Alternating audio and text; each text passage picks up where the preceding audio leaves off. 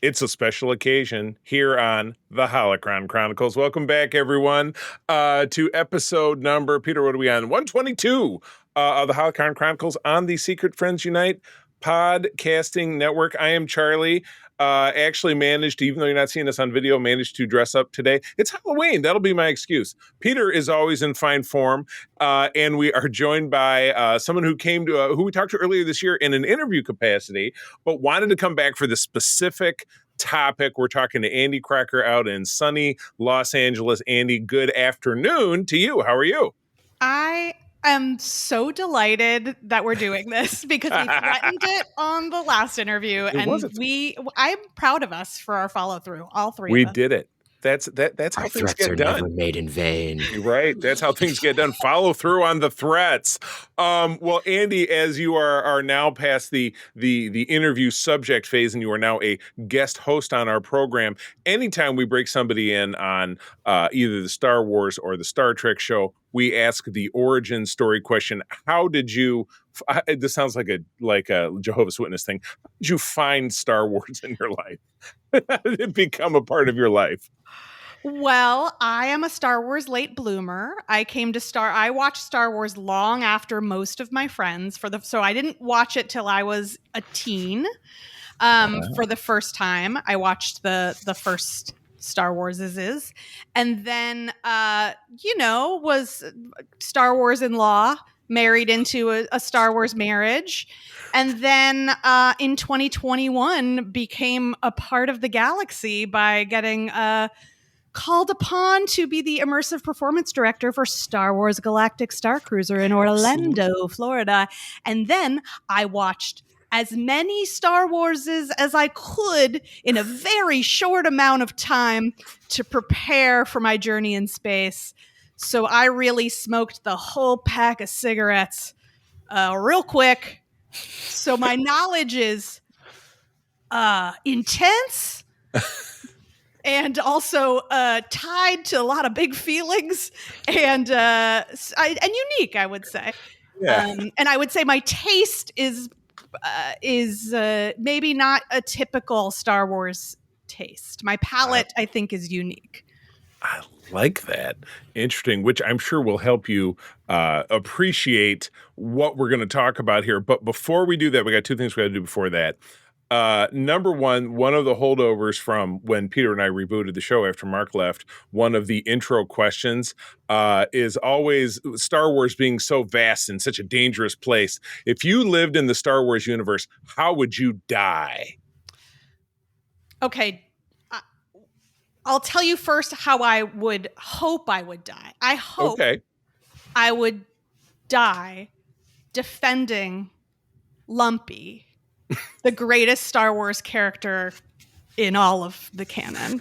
I actually don't know if as a person I'm that brave. So I think the true answer is of natural causes, probably like hauled up in a treetop sauna with some Wookiees. I'm not sure. I just want to be a hero, but I think like in the galaxy, I'm probably like an artist, like making hologram stories for folks. I love it. It's the ones that Itchy watches. It's a real.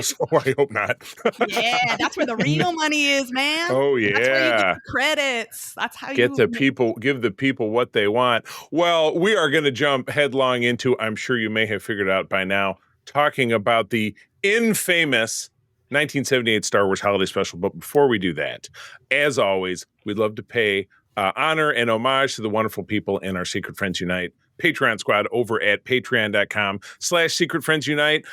You get exclusive programs. Peter and I have been doing the Facts of Geek Life for a couple of years now, where we take heritage shows, break them down by season, and have a lot of fun talking about that. My wife and I do a Bad Movies podcast. I mean, there's a lot of fun stuff over there. All that stuff is there. All of our shows also come out early over there, and we have a Discord channel just for our Patreons. Your first week is free. first month 50% off, and then stick around for as little as $2 a month. You are losing money by not doing it. It's completely insane. It boggles the mind. Patreon.com/Secret Friends Unite. We would love to have you on board for that.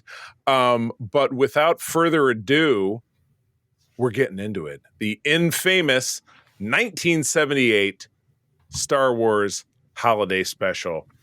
I'm going to break it down, and then after that, it's a free-for-all. As I mentioned, the special came out on American television. It was on CBS one and only time, November 17, 1978. I was alive in the world. Peter was not. Andy, I'm not even going to postulate. We look like we're maybe around the same age, but you know what? It's not important. It's set in the Star Wars universe. It was directed by Steve Binder. I think it's generous to say that someone directed this, but somebody had to do it, right? First ever Star Wars spinoff set between the original film and the as yet released Empire Strikes Back, which came out 2 years later. It actually stars the entire main cast and introduces, albeit in animated form, the character of Boba Fett. That animated short does actually live on Disney Plus. The rest of it does not. True. Little to say about it, the better. The main storyline covers Han Solo and Chewbacca trying to get back to the Wookiee home planet of Kashyyyk to celebrate Life Day. And if you think that sounds made up, it's all made up. It's Star Wars. How are you going to quibble about it? They clash with the Empire along the way, yada, yada. We meet Chewie's family, his father, Itchy, his wife, Mala, and Andy's favorite character, the one she really finds inspiration from, the young Lumpy. Unsurprisingly, the special was very poorly received. Never to be rebroadcast nor officially released on home video in any form in its entirety, save for the, as I had mentioned, favorable cartoon segment, has become somewhat of an underground cultural legend and viewed and distributed for people that this was in the nascent age of VCRs, like the very late 70s. So people were actually able to tape it, which is how I came to find out. I'll talk about that in a moment. But it is also widely available on YouTube. I know that's how Peter watched it. Andy, how did you watch it? I watched it. Well, the first time I saw it on a VHS that was like passed from person to person, as Wow. good legends are. And then this week I watched it on YouTube. I rewatched it. Totally makes sense. Let's just jump on into it. And Andy, I'm going to hand it to you. I will say the way that I watched, I was describing this to Peter before we got rolling. I purchased a bootleg DVD at Wizard World, which is now known as Fan Expo. It's a Comic-Con that is around the country in Chicago around 2010. It's a disc that gives you an option to watch it with commercials or without commercials. I never not watch it with the commercials because commercials are grand. And it was from a station in Baltimore. So you get some local programming and stuff. It's just absolutely fantastic. And this one I think is through. I'm drawing a blank. The mystery the mystery 3000 guys. What are they? Science Theaters. Yeah, it's of that. Now but they Rift Tracks now. I think Rift Tracks. Thank you. No problem. But they added a crawl at the beginning of it, which called it episode 4.5, which is I assume done very tongue in cheek. But with that, let's jump on into this. Andy, this is your passion. I can feel it crossing the country through my computer.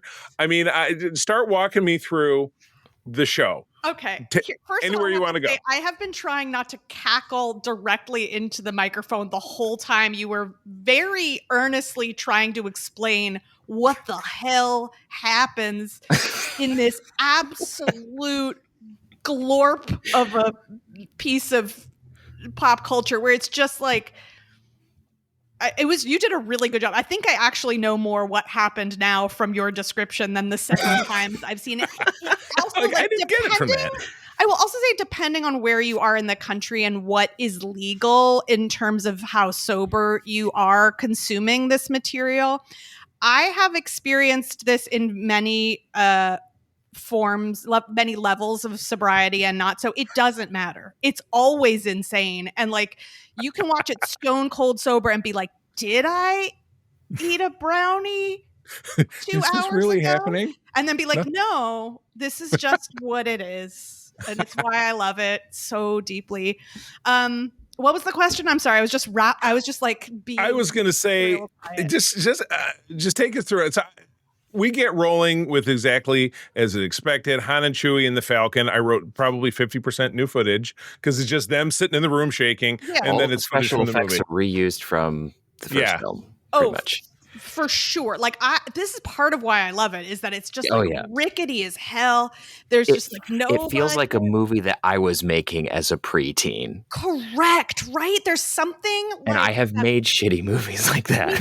We all have, right? We've all done this, and it feels more like you're like eavesdropping on someone playing with action figures than it does a movie that was professionally made, because you're just like, what? Also, my daughter woke up in the middle of me watching it late at night, not because of it, but just watched like, I don't know, a few minutes of it. And she said, why are there so many annoying sounds? And I was like, good point. Just like the first part of it is just a festival of very grating sound effects. So it starts off strong. And I mean, and just continues from there in a nonsensical journey. I mean, do we want to go are we going in chronological order? Because I think in the spirit of the holiday special, we just bounce around in a nonsensical kaleidoscope of high weirdness. I mean, I'll say first and foremost, you have the first 8 to 12 minutes of the 3 Wookiees that I described simply growling at each other. There's no subtitles. There's no subtext. There's just and the grandpa looks like he's about 1,000. He's got no teeth. I guess they don't even have like dentures, like wooden dentures, like they would have like. Want to see a Wookiee with dentures? That is also horrifying. But you do with Lumpy. Looks like he's got some really fucked up. Like Itchy. Lumpy has a beautiful set of teeth. Gotcha. I wrote this is a great way, and I shouldn't say this because Peter and I are in the Midwest, but I would say a great way to play in Middle America, no teeth. But I mean, I don't know. That's Middle America. Okay, so you have these Wookiees that are just for like so long. It feels like a full hour. No subtitles, no subtext, no regrets, and you have also like, because of the quality of the costumes, like their faces are a little bit frozen, and so like you've got Itchy, the grandpa, who is just like a horrible stereotype of an old person. Yeah, it's desiccated. He looks like a Muppet to me. Yeah, in a like weird way. Crypt keepery, like with like the curved jaw that like. No teeth. And Grandpa Mama, with no teeth. I would say the Mrs. Chewbacca.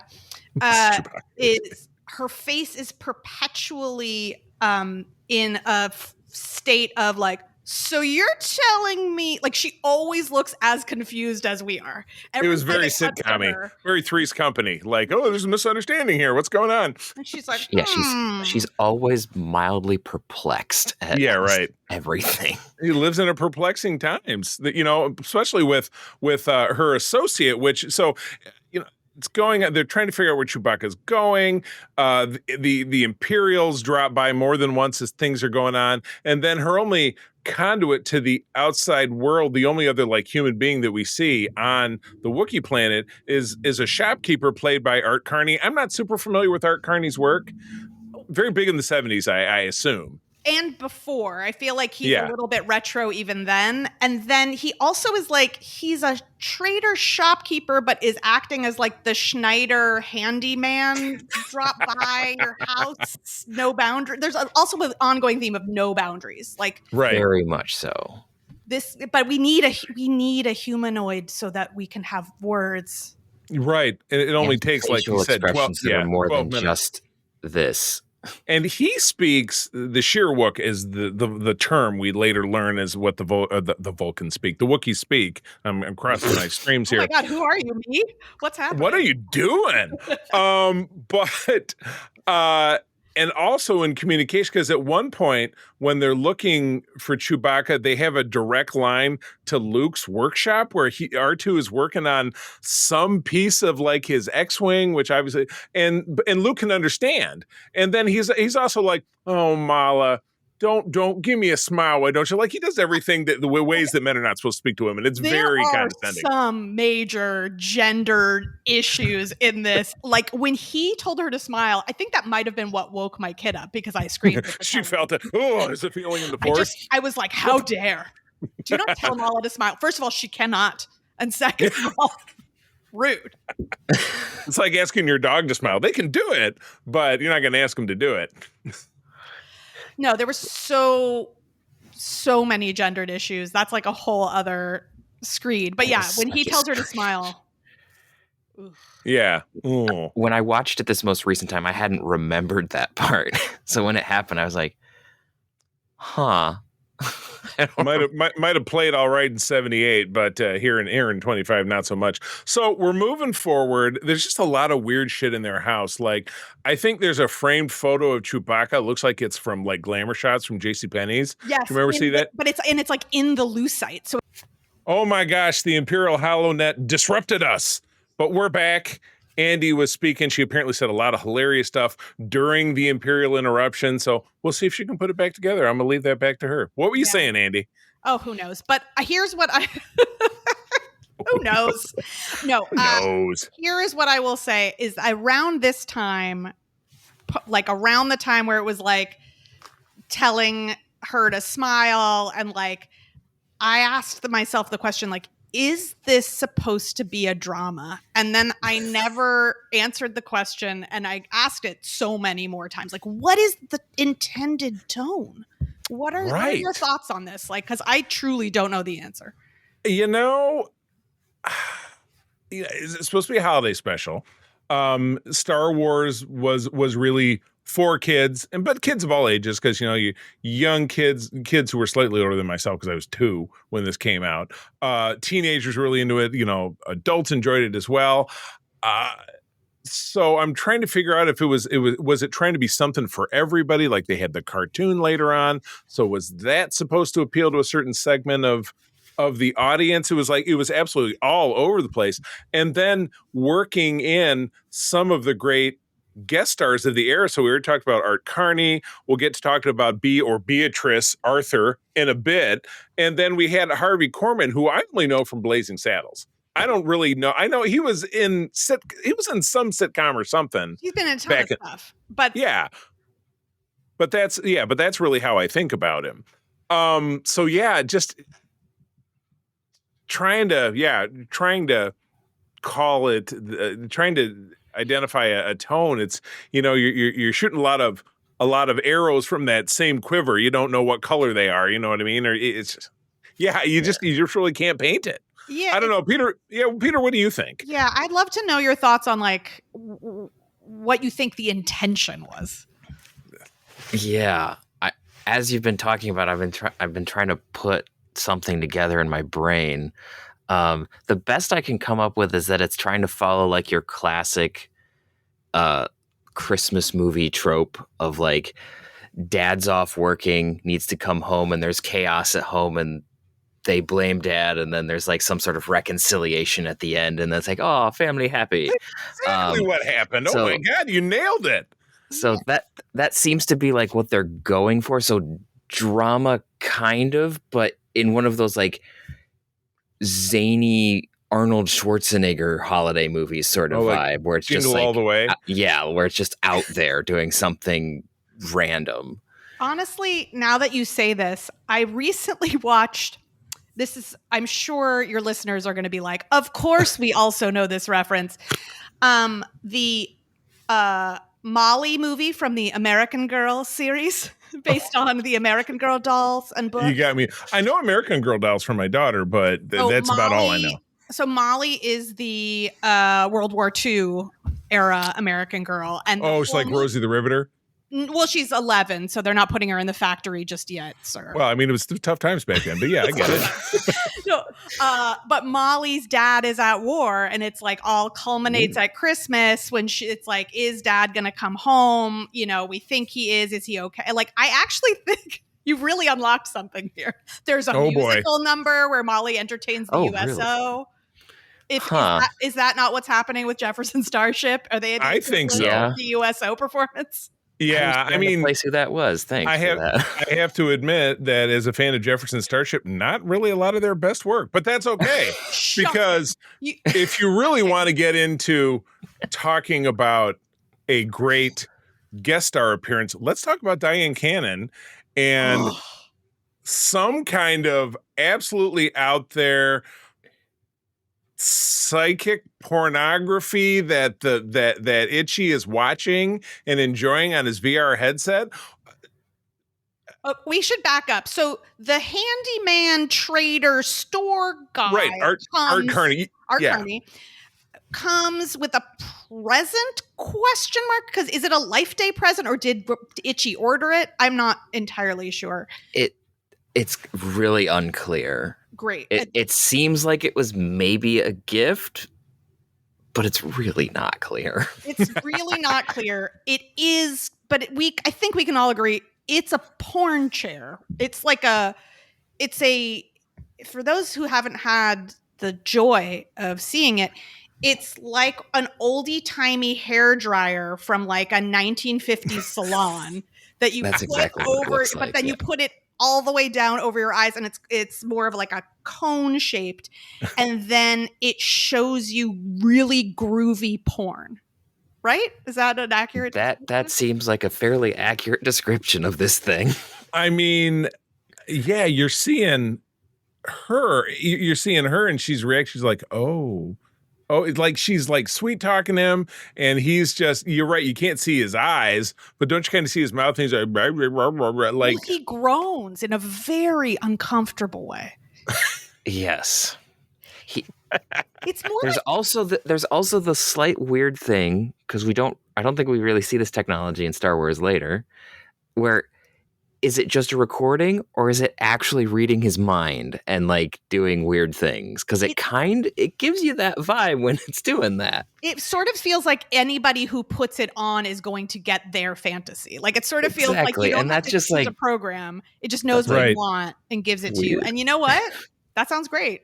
Sign me up. I guess.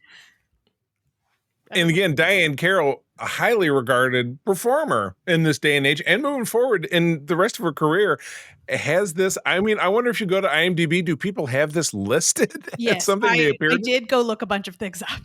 Oh my god! Wow.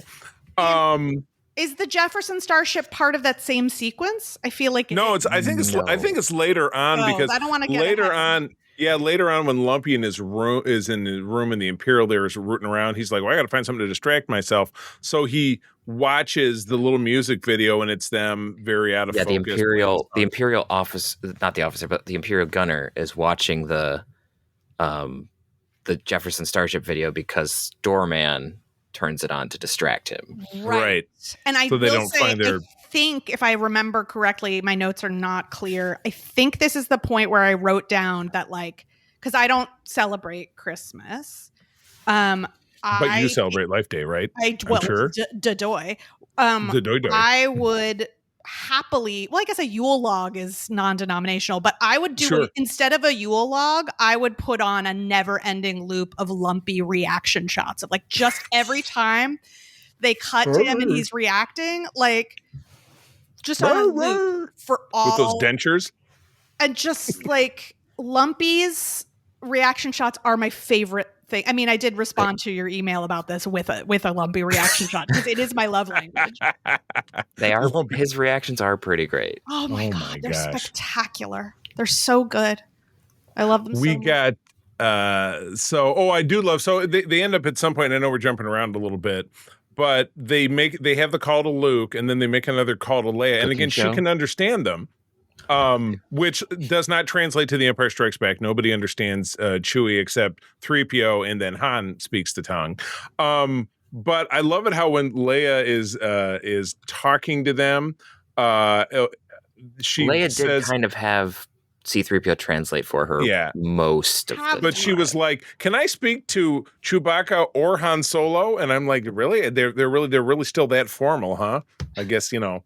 But yeah, She I thought it was a she, compound name. Hadn't figured out that was his surname yet. she and Luke had excellent phone manners, except Luke is a little too familiar, as we talked about. Yeah. Don't get me started on that guy, Oh especially in my this one.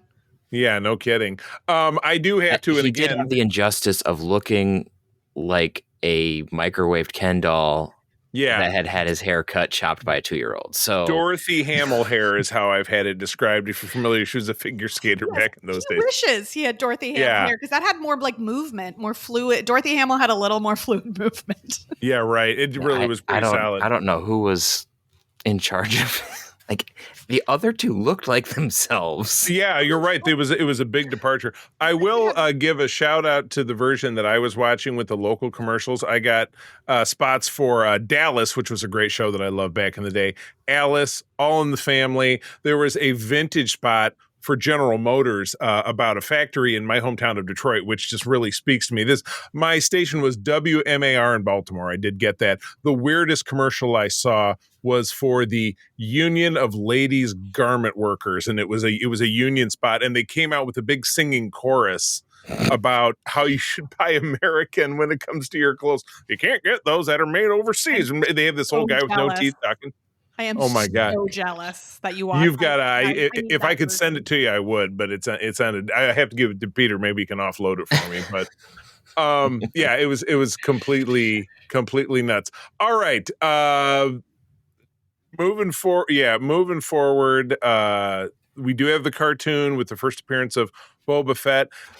Didn't the animation kind of blow your mind? How like people not looking like Han's face? I thought was it kind of looked like Mac Tonight. His was like a half moon. His face looks so bizarre. I love it because it's in that era where it's not solidified what everyone is supposed to look like in illustration yet, because it's between the first two, right? So there was a little more freedom. There's the style of it I find so cool, like legitimately cool. It reminds me of The Point. Do you guys know The Point? I don't, but it reminds me of the Droids animated series that came out a little later, because at least that version of C-3PO looks very, very similar. Yeah, same sort of line quality, like in the drawing. I think so. Yeah, it feels like of a different era. It feels like very 70s to me. Of that, yeah. Like, the Point is the Harry Nielsen animated musical that has that sort of same, like you can feel the hand in the drawing. It just feels like a different era. Also before like the IP got like micromanaged in that way. Like I love the weirdness of it. I think it's kind of beautiful. Is that crazy? Am I going to be? No, it's designed really well. And like there's also some really interesting stuff that they do with like the Y-wing ejection cockpit. Yeah, that was cool. That was the first time you really got a taste of the Y-wing being a 2-seater, which was kind of cool. So you get to have a backseat driver, which is what 3PO was doing. I mean, who else?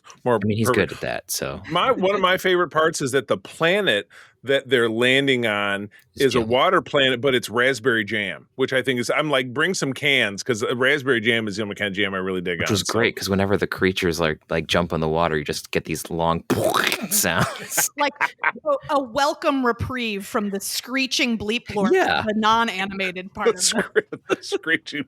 I've just found an even newer name for the episode, the Screeching Bleep-Blorps. All right. Band. What are you talking about?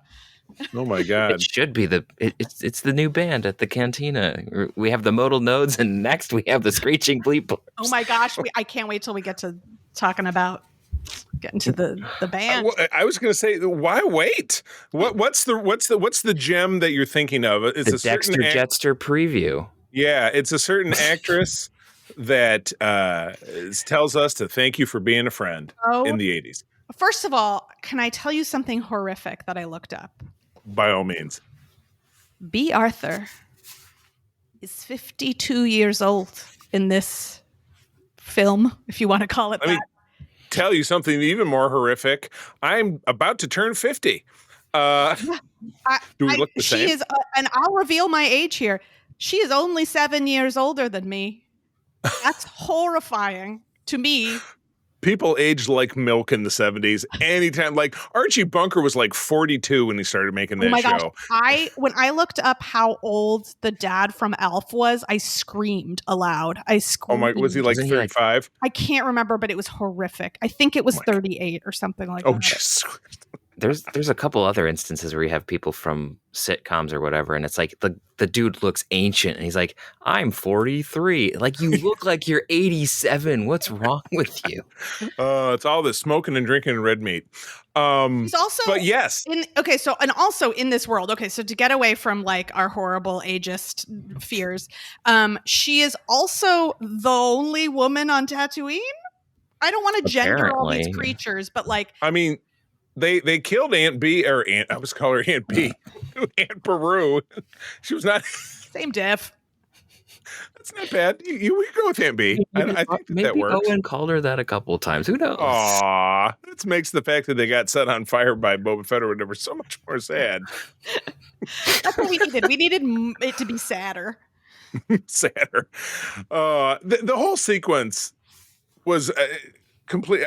I saw zero. I don't even see how it tied into anything else that went along. Okay, I have some I don't get theories. I have some new theories, fresh hot takes, or like lukewarm, maybe. Some lukewarm takes, but also some hot questions. So we did skip over a little bit of Jefferson Starship, but we can go back to it. But absolutely. We get this moment. I think it's another distraction technique where they say like, hey, watch this propaganda of about how bad life is on Tatooine so that you love the Empire more. Like, here comes some great propaganda for you, is the premise. And then, so it's a show within a show. Is the B. Arthur sequence is a show within a show. Now, is this show a reality show? Is it a soap opera? It feels like a soap opera, but also it does kind of sings, which is incredible. And she sings in something that I think is spectacular that they do twice in this holiday special, which is just take the regular Star Wars music and then just sing on top of it. Just sing a different tune while other music plays, which actually seems quite difficult. Yeah. Reminds me of, and I'm sure it's not necessarily connected, but do you remember Nick, the lounge singer from SNL, Bill Murray? Sing Star Wars, those crazy Star Wars. That's very much what it feels like. Hey, those Star Wars. It also is the tune, but she also is singing like a sound alike. She's singing over the Cantina song. Yes. So it's dun dun dun dun dun dun dun, and she's like, she's singing. There's a classic old song. Those were the days, my friend. I thought they'd never end. It's like a old classic, to me, Jewish song, but I don't think it is. But it's just like one note and one word off. So it's like, these are some days, you guys. Like, it's very close. You guys. They didn't want to be caught, so it's like 5% difference. Do you think, I mean, if it is truly an older Jewish song, you had mentioned that, maybe it is, maybe it isn't, were they trying to reach across to bring, because it's a holiday special and it aired before Thanksgiving, so it wasn't really targeted at Christmas per se, but the beginning of the holiday season with a made-up holiday, which, boy, by the time we get into talking about this holiday, it's what actually happens at the last act of this is completely nuts. But do you think they were trying to create some kind of multi-denominational, like, hey, it's the holidays for everybody, and this is how this is with something on Tatooine? I think they're doing that in the Leia song, but I think with this one, it's more like old classic entertainment, sitting around bar song, kind of musical single. Like, that song is like, it's like nostalgic. They're trying to do some like American nostalgia situation. Right. It's so wackadoodle. I can't. It's so good.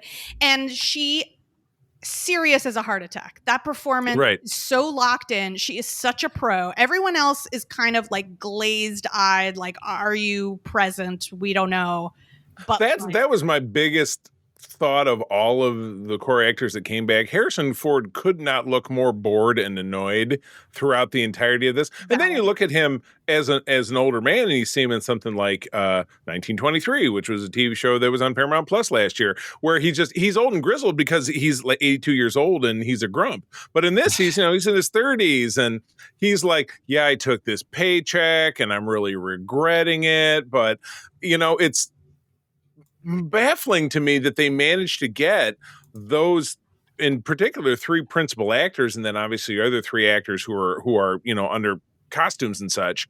How they got them to do this, I really don't necessarily understand. I don't know if George had a gun on him and said you got to do this, but at the end of it he had buyer's remorse because he hates this and immediately regretted everything about it. It's a complete mystery to me. Here's a true story that I think is applicable. So I was at a party, and I have to name drop in order for the story to make any sense. So I was at a party. Okay. What feels like a million years ago, because it was pre-pandemic, and it was a Halloween party. And I was talking to this guy, and it was fun. And I realized that it was Vincent Kartheiser. And I said to him, which if you don't know who that is, don't worry, it'll happen in a second. I was like, it sounds kind of familiar. Yeah, I was like, hey, I just watched your show. It's so good. I love it. I'm just eating it up. And he said, what show? And I said, Mad Men. And he said, oh, is anyone watching that? That's great. Because which actor was he on Mad Men? Pete. I'm drawing a blank. Oh, okay. Got it. Now I can picture it. And it was such a funny moment because the show was out. Everyone I know was watching it, but he was just like, what? Like, cool. Like, that seems neat.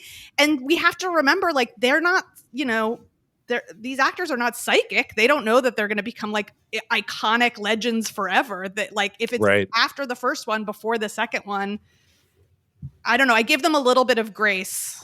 Right. Well, they probably just, in a lot of ways, just kind of want to keep it going, right? Like, well, I think ultimately, I'm sure what Lucas had in mind is that, I've got to keep things cranking with Star Wars because I want to get my second movie made, because he wants to make the trilogy. He wants to tell his story.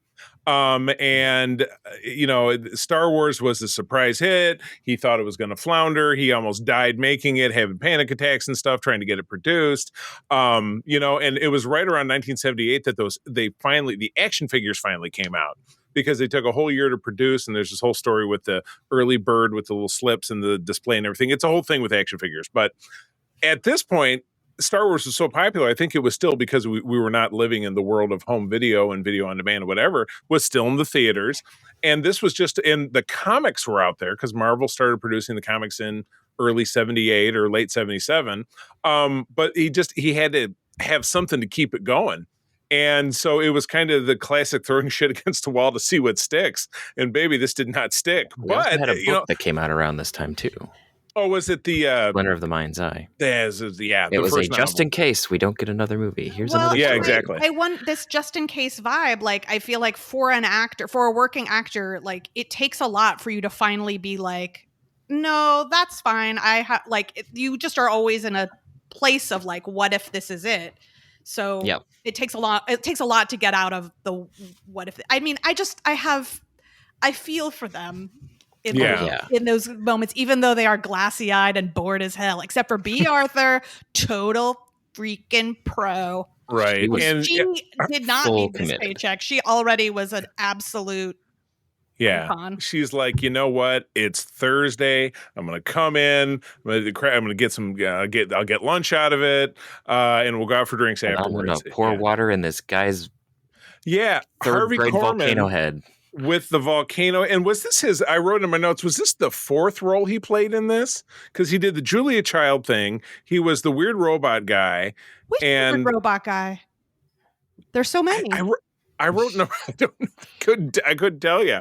But yeah, you're right. Everybody else in the cantina was recycled outfits from the movie, and this was also right around the time. And Andy, you might appreciate this. If you happen to be a fan of Richard Pryor, as I am, his very short-lived show, the very first segment of the very first episode, because I own the DVD, is a cantina spoof called the Star Bar. Does that ring a bell? Where it has all of the costumes. Oh my God. Go find it but on I'm YouTube. immediately going to go find it on Please. the interwebs after this. The Richard Pryor show, little known fact, Robin Williams was part of the cast of that show. Okay, which is if we were neighbors, I would be like demanding I come over and you give me this DVD. I might have to bring it when I come to LA in a couple of years. We'll connect if you never find it. Yeah, I mean that surprises me not a lick, and it's great. I mean, I love this scene. I love this sequence. I feel like it could be just a standalone, kind of like the cartoon. Like it is its own little sequence, and it is self-contained. It is equally weird, but in its own way. But it is a lot of like B. Arthur being like, these are my boundaries, and then people being like, no, let's violate them, and then her being like, but what if I sing? And then people being like, maybe. Well, now we're listening. But like the whole thing with Cuphead, with apologies to the video game, is that like, yeah, like she's like, I'm not interested, and he's like, but what if you are? Let me come behind this bar and hug you with my weird Cuphead. And then it's a lot of, but she's so locked in. She's so locked in. Right. She's doing it. She is, I would say, without a doubt, the standout performer of this entire thing. Excuse me? Without a doubt. Are you including Lumpy? I mean, I am. Doesn't mean that you have to, because all art and all entertainment is how it speaks to the individual, right? I think she steals the show. Well, here's what I will tell you. Remember when you asked me how I would die in the Star Wars universe? I would die on the hill of defending the Star Wars holiday special. That's how I'm going to die. A good dying on the hill statement. And if we were all on that same platform, I would fall through that fence that stormtrooper broke. So just to get away. I did love, and that's funny. Just completely on accident. Yeah. What? Oh, I thought you were I need to be out of this holiday special. No, it'd be like, oh, that's interesting. Maybe I should. Nope. I'm falling. No, that's the Empire doesn't believe in railings, which leads us to, after we get away from the bar scene, into the last act of the show. So Han and Chewie finally arrive on Kashyyyk, but they've got the heads up that the Empire is all over Chewbacca's house, and they got to sneak in. And I love their sneaking. It kind of reminds me of like Scooby-Doo. They're like, dude, dude, dude, dude, dude. Or Kronk. Dude, dude, dude, dude, dude. And yeah, then there's a big punch up, and we get exactly that. Earlier in the special you had, and it was the absolute worst matte painting of Lumpy walking along the railing of their house, but it's a way zoomed out shot so that we can get away with it. People, TV was so low def and all our screens were 13 inches tall that people will think it's really happening because they can't see it up close. Also, we just quickly before we get too far away from this painting and also like their house in general and their whole aesthetic and vibe, I would absolutely rent the Airbnb in Big Bear that is their home. It's got a great vibe. I'm sure there's a sauna, as I mentioned before. Like they're just, oh my gosh. It is such a great aesthetic. They're terrible. It's very unsafe, and we would probably all die, and Airbnb would be like, too bad you signed a waiver. But but it really is. Before we get too far away, I have to give it up to their family. It's like I would live there happily. I have no idea why it's. I also think that the design of it is hilariously fits in with the rest of Star Wars canon. When you watched Episode 3, the Wookiees have round platforms in the trees. This is how it was described in the books in the 90s, and that's what we get in the films. So this is actually this is consistent with the rest of Star Wars, except for maybe the kitchen, but everything else. Well, you gotta make that Julia Child meat honk stew. The Bantha rump thing with best meats in the rump with Dexter Jettster's like third cousin twice removed. Oh my god. So the big punch up, I loved it. You get, that railing. It's kind of like you knew somebody was going to go over, but one of the stormtroopers just what, and he falls on there like 8,000 his way down to oblivion. Exactly. And what's interesting is that after that happens, and they manage to fight off the rest of the Imperials, nobody ever comes back. No, like the Empire occupies the planet, but we beat up these three guys. We're good. No repercussions. So again, as I am dying on the hill of defending this horrible piece of trash, as is my want and as is my brand.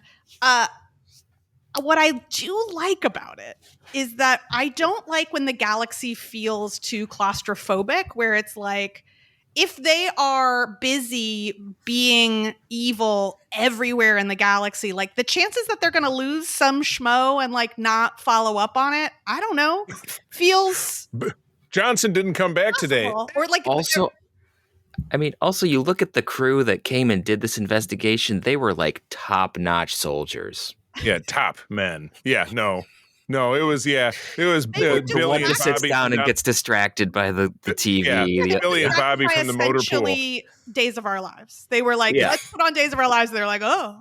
Yeah, and the right. stormtroopers and the officers just sit there.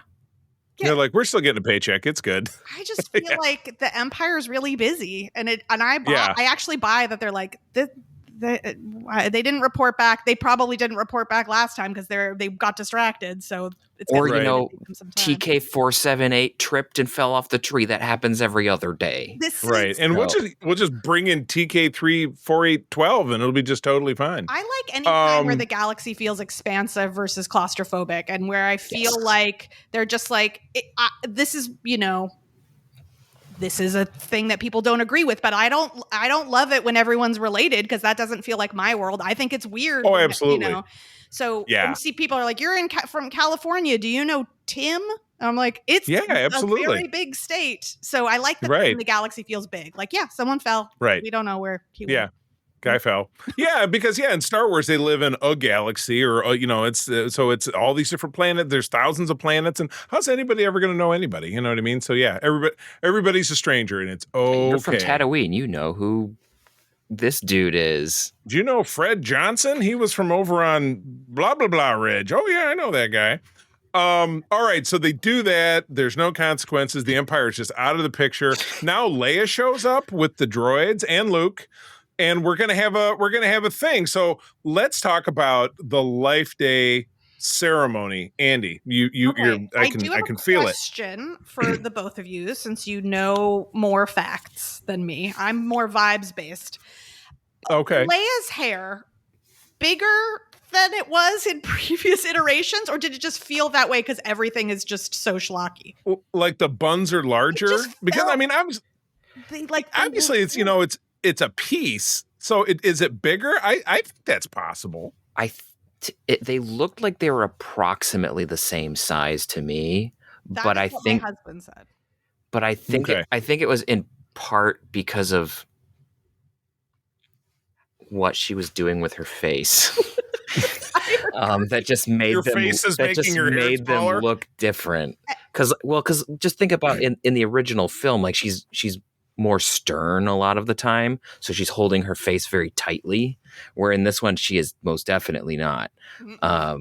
And so I think it just visually it throws it off just a little bit, because or maybe they didn't position it right on her head. I don't felt like 7 degrees sillier. Yes. Yeah. I mean, Luke wasn't 7. Luke was like 25. Yeah, 22. 22 and a third, but with that hair, with Dorothy Hamill, like and Han Solo was a precursor to like Prince Valiant or maybe He-Man. That hair, you think?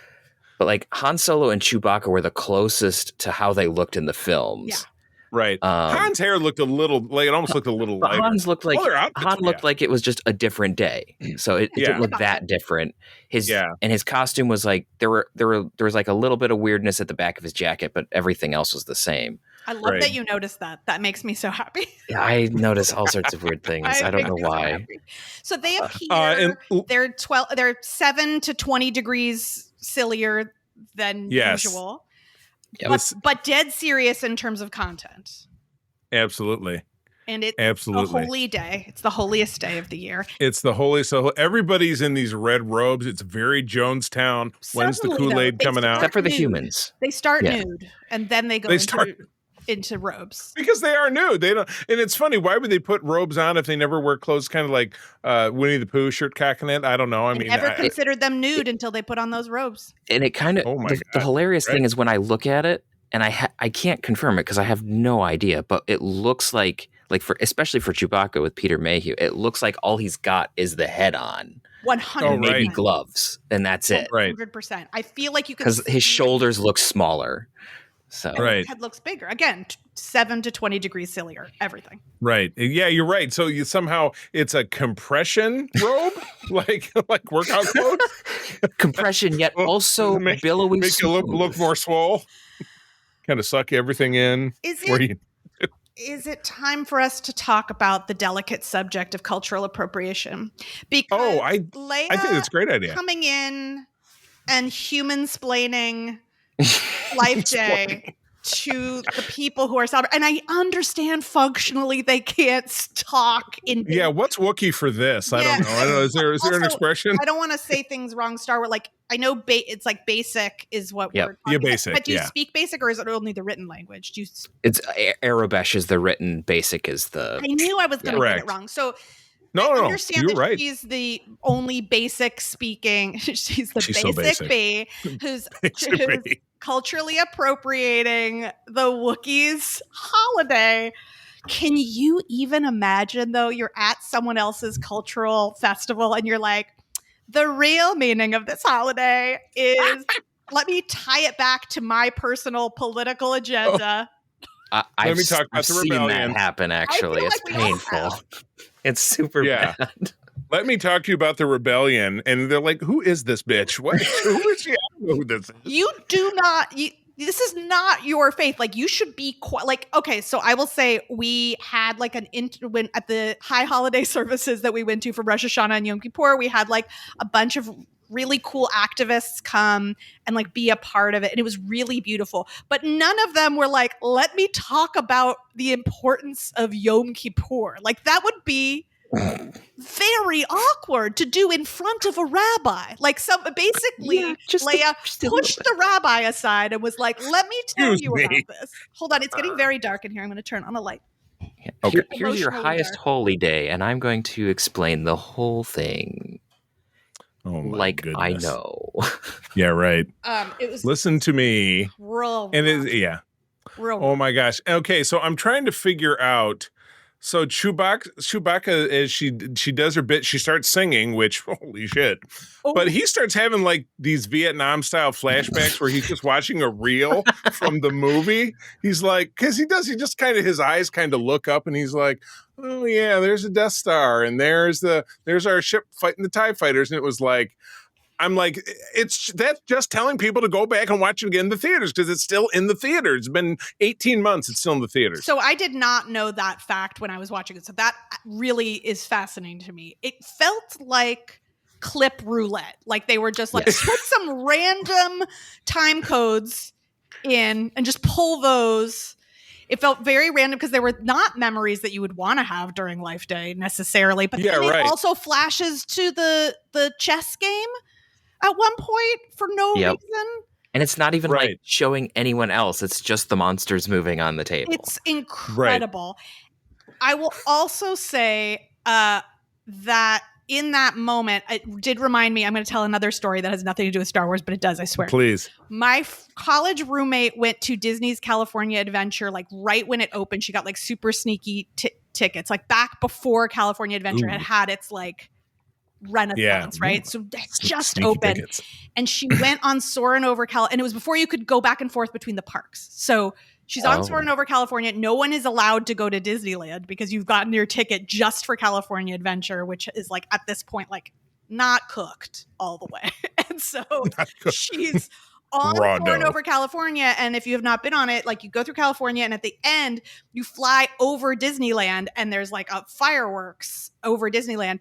And she said everyone on the ride went, oh, because they all wish they were at Disneyland. And that's what it felt like. Because it was like, now we're going to flash back to a movie we love that is amazing. Don't you wish you were watching this? Yeah, it was like, go to the theater. Don't put that in here. This just made everything worse. Like now I remember what it's supposed to look like.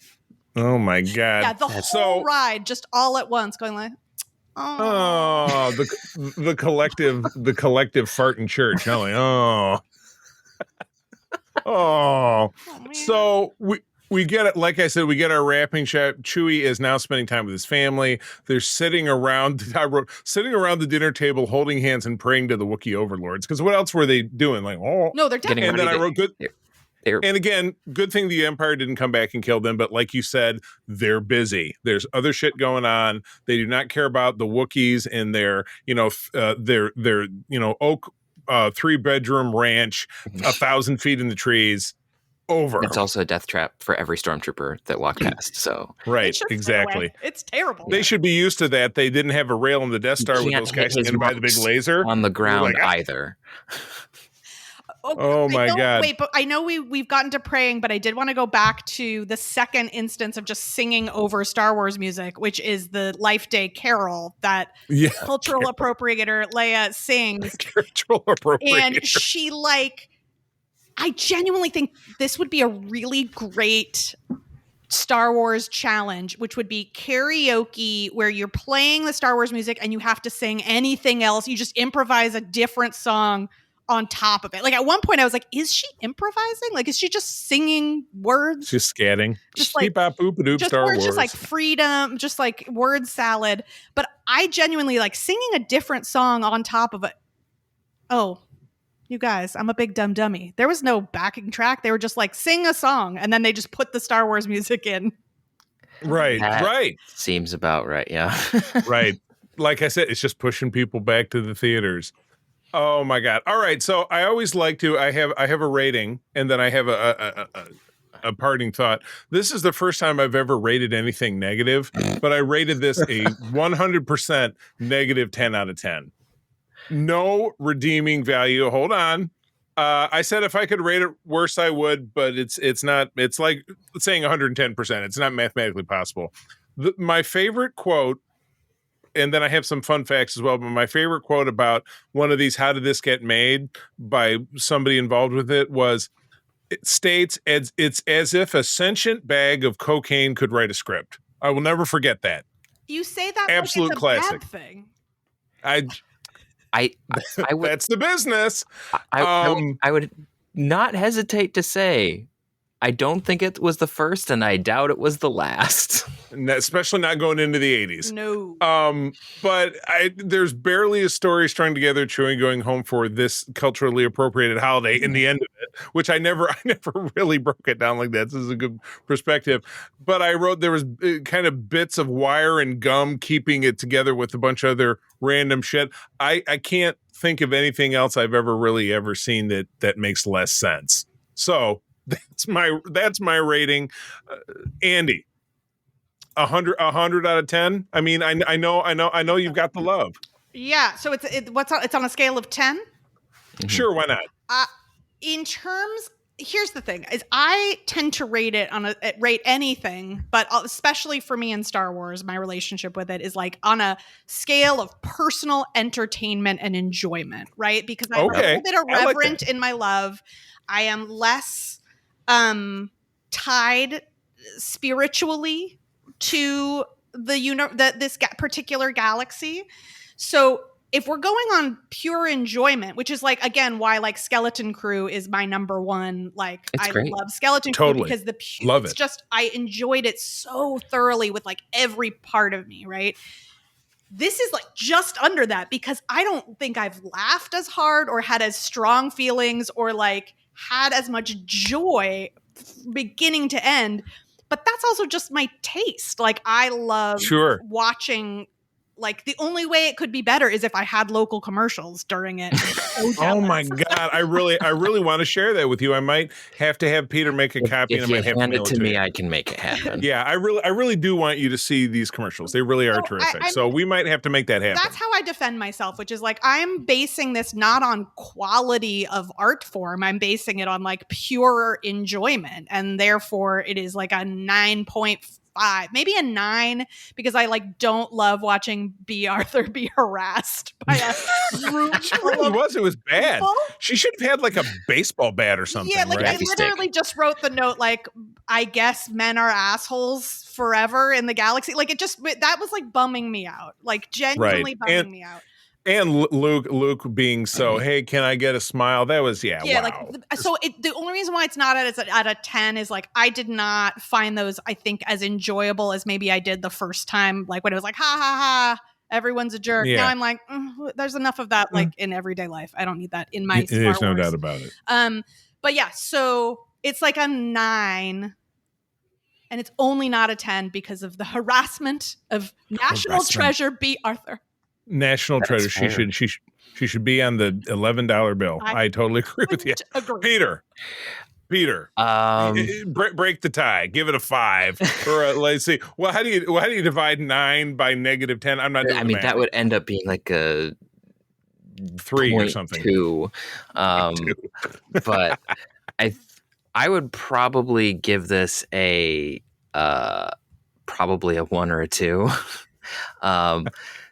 Because like judging it critically, not from the heart, judging it critically. Like, since we've been able to talk about it, there's a lot of joy that you can find in dealing with this holiday special. So it's not like there is a lot of like community and silliness that has come up about this. So like it's not like divisively bad. That's other things. But I thought that the main things that kind of like downplayed it for me, it wasn't the plot. The plot was there. It just was weak. You know, every story does that in some places. The lack of dialogue was what really killed it for me. Was all the hunting, grunting. Like for those of us who are for our listeners who were with us last episode, that was my part of my critique of the Ewok movie was just people don't talk. And so I'm just like, what is going on? You're trying to emote through a prosthetic face. I can't tell what you're doing. Like, at least in Star Trek, you have the whole lower face to work with, and it's just your eyebrows that are blocked. Right. I have your eyeballs or something. And maybe your tongue, and that's all I've got to work with. That's not, I mean, yes, there's body language, but when you're doing these big reaction shots, it's just eyeballs and your teeth, and that's it. So I find this very fair. This is very fair. Yeah. So for me, it's mostly I just don't know what the hell is going on most of the time. So that's fair. It's that, and then there's like some of the little skit videos that went off on the side, like here's how you build this computer.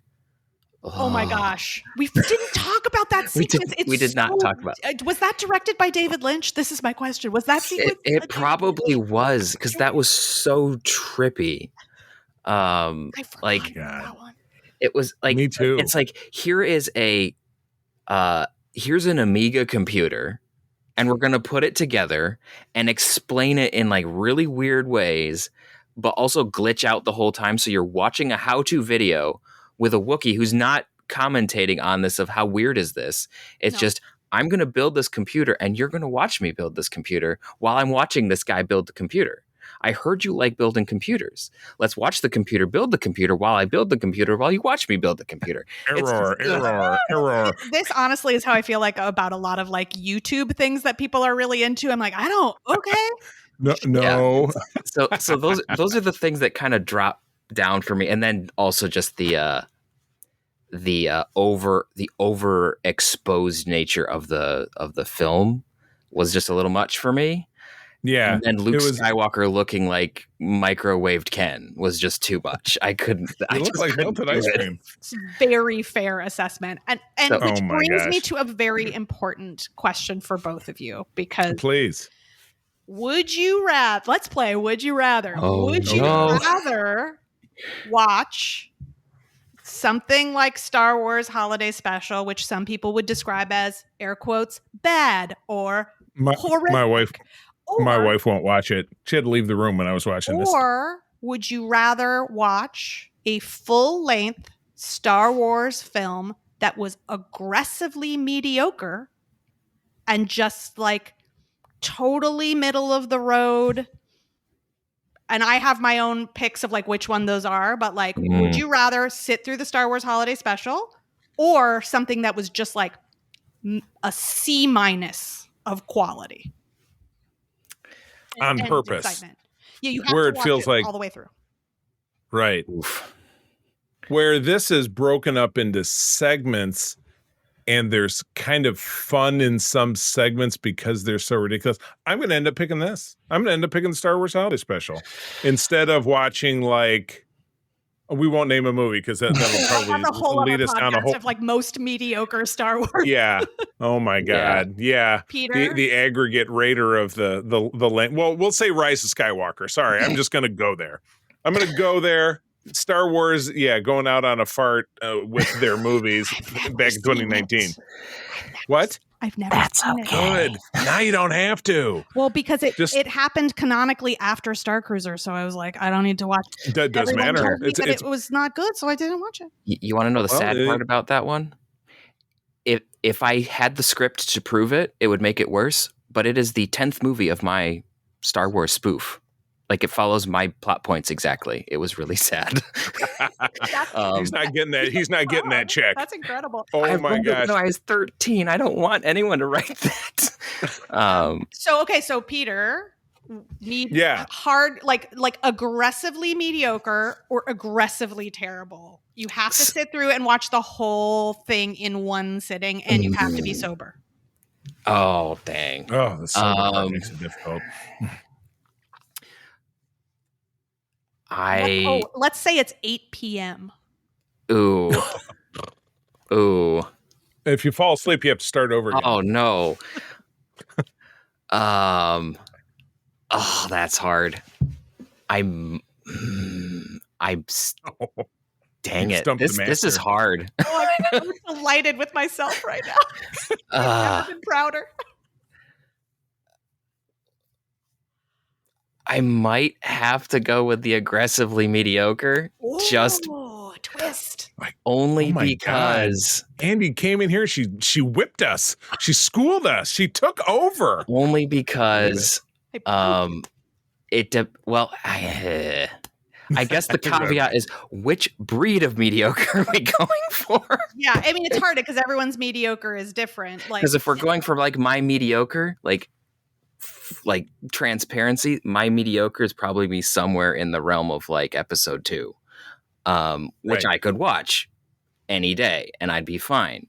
If we're going for like mediocre where I'm like cringing into the couch, but I would go with that's not mediocre. If you're cringing, that's bad, right? Or are you asleep? Do you cringe while you're sleeping? What's happening? I can, yeah. It's amazing. Sleep cringe. But like if I'm sitting on the couch just going like, oh, and there's not, and it's just like, I hate that I'm here. Like, it's not the worst movie ever, but I'm just like, why am I here? Like, if that's what we're talking about, then I would probably do the holiday special. Oh my gosh. Because here's the thing is like after something aggressively mediocre, you're like, I want those hours of my life back. But I never will think that about the holiday special because we have so much to talk about. I have nothing to say about mediocre movies. I'm like, it sure happened. And it was a thing. It was a movie that movied, that's for sure. Movied. Yeah. And it was a film and people put it in a theater. All right. Let me wrap this up with a couple of fun facts here. The Rotten Tomatoes kind of agrees with Peter. It has a 25% approval rating and an average rating of 3.4 out of 10. Wow, it was closer to Peter than any one of us. It's almost in the middle because it's almost 0, where Andy's a 9 and I'm a -10. So it almost meets in the middle. So wait, we had the first instance of Peter almost agreeing with the critics. That's rare. Oh my God. You're going to become one of them. There is a great quote from David Carr of the New York Times talking to Carrie Fisher about the special. She said she made Lucas give her a copy of the special in exchange for recording commentary for the Star Wars trilogy so that she would have something for parties when she wanted everyone to leave. That's very Carrie Fisher. Very Carrie Fisher. Still, lots of arguments about canonicity and stuff. We're getting into the weeds here, but Life Day gets a mention in The Mandalorian, the very first episode, by the character that Horatio Sands plays, if I remember correctly. Yeah. And Boba Fett has that rifle. Or no, the Mando has the Mando rifle. uses and the Boba Fett rifle has from the cartoon. So it's kind of like, and again, I shift over to talk about Star Trek. They steal some things from that old 70s animated show and they kind of stick it in other shows sometimes. So also, Skeleton Crew has a reference to the circus. It does. Yes, it does. Yes. I don't know what the real name is. The Holo Circus? That's in I here as well. Yes. Watching Skeleton Crew and being like, I know what that's from. Well, I was like so proud of myself. I was like, I really got shushed by my whole family because I was like, oh my God, I did a Star Wars. I was like, I know this. I think I was watching it by myself, so I couldn't do anything other than the DiCaprio meme, the pointing at the screen thing. You know that I know, or like Chris Evans, I got that reference. Yeah, or that. Yeah. And no one was there to observe my amazing referential powers. So. I appreciate you now. I do. All the appreciation is all throughout the internet here. So, will this ever get an official release? It seems like that's a impossible question, or maybe a possible question. I'm not sure. Well, I'll do this and not answer. I'll say something that might surprise you. I hope it doesn't. And I'll tell you why. Because I am a gatekeeping bitch. No, because I... No. You said it. No, because I think there is something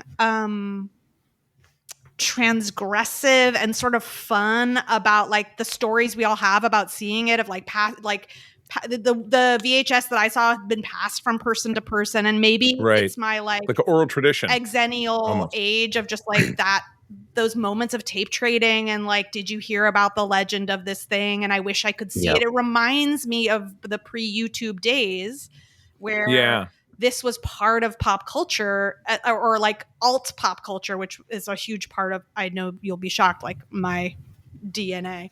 But like, you know, like my dad took me to see a John Waters movie when I was like 12.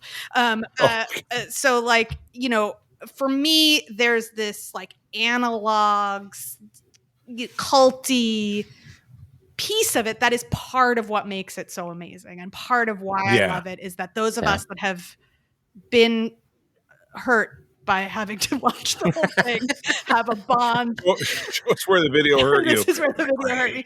And so I kind of hope it doesn't. I would. I would tend to agree with that sentiment, because there's something about it's kind of that last vestige of the fandom that is just kind of ours, that isn't taken over by corporations. Right. So it's just like this is the thing that we kind of grin and suffer with together that can't be taken away from us. So well, it's that feeling of like when you know, before we could see anything at any time, when everything was streaming, like adults, what was amazing about Adult Swim is you'd see something at like 3 a.m. and you'd be like, am I the only person that saw that? And you wouldn't know how to like, and you would talk to your friends. You'd be like, I saw this thing, like, you know, like pre Too Many Cooks era weirdness. And like, and maybe I'm just a nostalgic old broad. Even in the early, even in the late aughts, it was still hard to find this, because I know that growing up, I didn't see it until 2009 or 10. And I was trying to figure out if I had ever seen it before I got my hands on that DVD. I don't know if anyone ever had the tape. It's like, it's almost too far back for me to remember, but I know that when April and I got together and I showed this to her and my stepson, so this was, you know, over 10 years ago, it was a one and done for them. It was like, I don't even know if it was the whole one. It might have been like 3/5 of it, and then I'm out of here. Didn't like put their eyes with like toothpicks, like the Clockwork Orange. Yeah. Peter, you were going to say something. I saw a light bulb above your head. About that? No, I just had a different movie in my head with the whole thing. There's a Nicolas Cage movie where they do that too. Next, or like, you know, The Wicker Man. Yeah, or that. But yeah, I had to find this on like Vimeo, or the precursor to that. And it was like the one copy that you had to like dig through YouTube. It wasn't even on YouTube. It was like video sharing hosting sites that were like off in the deep recesses of the internet. The darkest of the web. It wasn't the dark web, but it wasn't quite there. But Twilight web. Yeah, it was the Twilight web where I had to find this. Oh, that's a whole nother horrible And thing. so I just remember like I had seen like references to this in like Weird Al's White and Nerdy video and all of these other things. And it was referenced on like, if you ever saw like there was this little Flash website called Star Wars Shorts and they had references to this. And so 18-year-old Peter is like, I have to find this. What is this?